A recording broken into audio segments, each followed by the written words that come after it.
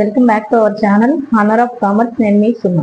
ఈరోజు ఏపీడిఎస్సిలో పీజీటీ పోస్టుకు సంబంధించి పేపర్ 2 కంటెంట్ లో మనకి సివిక్స్ అనే సబ్జెక్ట్ యొక్క సిలబస్ అనేది ఏ విధంగా ఉంది, మనకి పీజీటీ పాయింట్ ఆఫ్ వ్యూ ఎలా ఇచ్చాడు ఏంటనేది ఒకసారి చూద్దాం.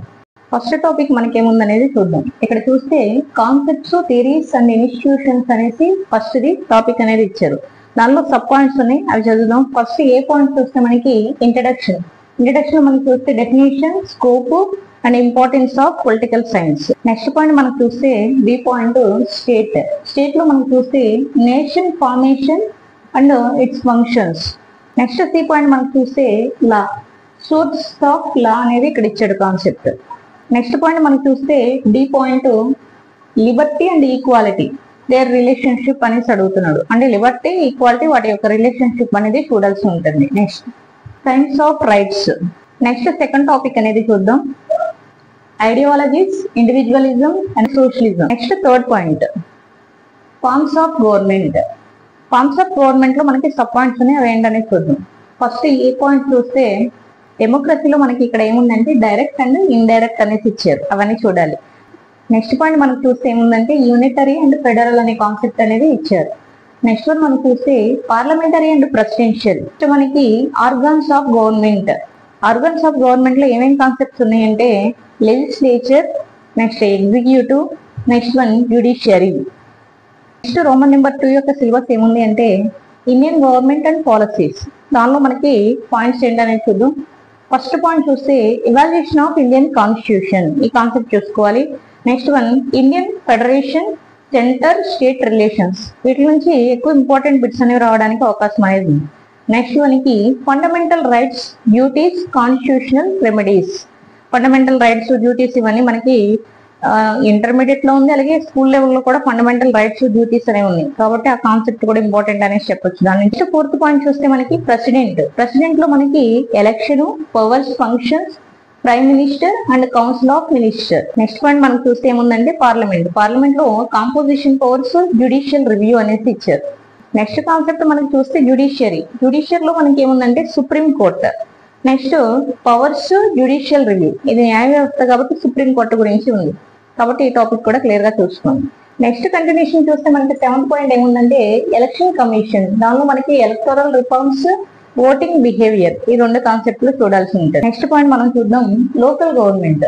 73rd and 74th amendments. 73rd and 74th amendments అనేవి మోస్ట్ ఇంపార్టెంట్ టాపిక్స్. వాటిలో కన్ఫర్మ్ గా బిట్స్ అనేవి రావడానికి అవకాశం ఉంది, కాబట్టి ఆ టాపిక్ కన్ఫర్మ్ గా చూడండి. నెక్స్ట్ రోమన్ నెంబర్ 3 లో మనకి చూస్తే పొలిటికల్ థాట్. ఫస్ట్ పాయింట్ మనం చూస్తే ఇండియన్ పొలిటికల్ థాట్ లో మనకి సబ్ పాయింట్స్ ఇచ్చారు. ఏ పాయింట్ లో చూస్తే మను, నెక్స్ట్ కౌటిల్య, నెక్స్ట్ వచ్చేటప్పటికి గాంధీ, నెక్స్ట్ అంబేద్కర్, ఇవన్నీ కూడా Indian political thought. Next 4th Roman మనకి ఏముంది అంటే కంట్రోల్ ఓవర్ అడ్మినిస్ట్రేషన్ అనేది ఇచ్చారు. వాటిలో ఫస్ట్ పాయింట్ ఏంటి అంటే legislative control, next executive control, next one judicial control. ఈ 3 కాన్సెప్ట్స్ మెయిన్ ఇంపార్టెంట్. నెక్స్ట్ మనకి లోక్పాల్, నెక్స్ట్ వన్ లోకాయుక్త, ఈ కాన్సెప్ట్స్ కూడా ఇంపార్టెంట్ చూసుకోండి. నెక్స్ట్ రోమన్ నెంబర్ 5 లో మనకి ఏముందంటే government and politics in Andhra Pradesh అనేసి ఇచ్చారు. వాటిలో ఫస్ట్ పాయింట్ చూస్తే historical background of the AP socio political struggle in Hyderabad state. Next point చూస్తే state recognisation and formation of Andhra Pradesh party system, national and regional parties pressure group ఉన్న concepts. Paper 2 లో content subject ఏదైతే ఉందో, అంటే ఏ subject apply చేస్తారో post, దానికి సంబంధించిన సిలబస్ అనేది ఇచ్చారు. ఇక్కడ మనం ఏంటంటే సివిక్స్ అనేది చెప్తున్నాం. అయితే చాలా మంది అడుగుతున్నది ఏంటి అంటే ఏపీడిఎస్సి పీజీటీ పోస్టులకు సంబంధించి ఏ బుక్స్ అనేవి చదివితే బాగుంటుంది అనేసి అడుగుతున్నారు.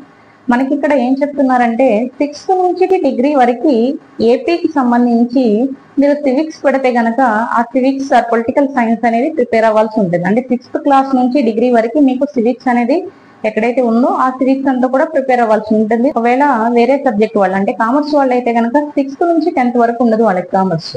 మనకి ఇంటర్ డిగ్రీలో మాత్రమే కామర్స్ అనేది ఉంటుంది, కాబట్టి వాళ్ళు ఇంటర్ డిగ్రీకి సంబంధించిన సిలబస్ కంప్లీట్ గా చూసుకోవాల్సి ఉంటుంది. 50 మార్క్స్ కి అక్కడ నుంచి అడగడానికి అవకాశం అనేది ఉంది. వీటితో పాటు ఏంటంటే మార్కెట్ లో స్టాండర్డ్ బుక్స్ ఉంటాయి. ఫర్ ఎగ్జాంపుల్ గా సివిక్స్ కి సంబంధించి అయితే ఇండియన్ కాన్స్టిట్యూషన్ బుక్ అనేది ఉంటుంది. ఆ ఇండియన్ కాన్స్టిట్యూషన్ లో మీకు ఏంటి అంటే ఇక్కడ ఇచ్చిన సిలబస్ లో ఏవైతే ఉన్నాయో ఆ సివిక్స్ అనేది ప్రిపేర్ అవ్వాల్సి ఉంటుంది. మనకి ఏంటంటే డిఎస్సికి తక్కువ టైం ఉండడం వలన ఈ పీజీటీ పోస్ట్ కి సంబంధించి ఏంటంటే మార్కెట్ లో మనకి కొన్ని బుక్స్ మాత్రమే వచ్చాయి. అంటే కొన్ని పబ్లిషర్స్ మాత్రమే మార్కెట్ లో బుక్స్ అనేవి ఇవ్వడం జరిగింది. కాబట్టి ఆ టాపిక్స్ సంబంధించి ఎవరైతే ఉన్నారో ఆ కంటెంట్ వాళ్ళు ఆ బుక్స్ అనేవి ఉంటే కనుక మార్కెట్ లో కొనుక్కోవాల్సి ఉంటుంది. లేదు అనుకుంటే కనుక 6th నుంచి డిగ్రీ వరకు ఏదైతే సిలబస్ ఉందో అది జాగ్రత్తగా ప్రిపేర్ అయితే దాని నుంచి మాక్సిమం బిట్స్ అనేవి రావడానికి ఛాన్స్ ఉంది.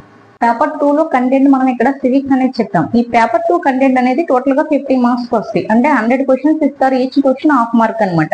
కాబట్టి టోటల్ గా కంటెంట్ నుంచి 50 మార్క్స్ అనేవి వస్తాయి. డిఎస్సి పీజీటీకి సంబంధించి మనకి ఉన్న టైం షెడ్యూల్ తక్కువ కాబట్టి ఉన్న టైం లోపల మీరు పేపర్ 2 కంటెంట్ మాత్రమే కాకుండా రిమైనింగ్ కాన్సెప్ట్స్ కూడా చూసుకోవాల్సి ఉంటుంది. అంటే పేపర్ 1 అలాగే పేపర్ 2 లో కంటెంట్ కాకుండా part 1, part 2, part 3 and part 5 content అనేది పార్ట్ 4 అనమాట.